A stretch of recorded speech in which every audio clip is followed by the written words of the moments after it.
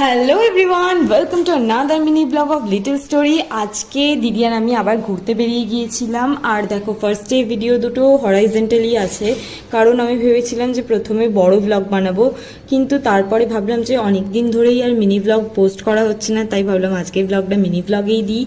আর তাই জন্য আমি আবার ভার্টিক্যালি শ্যুট করতে শুরু করে দিয়েছিলাম, কিন্তু প্রথমের ভিডিওগুলো এতটাই সুন্দর ছিল যে ওগুলো আমার কাটেল করতে একদমই মন চাইছিল না, তাই ওগুলোও আমি অ্যাড করে দিয়েছি।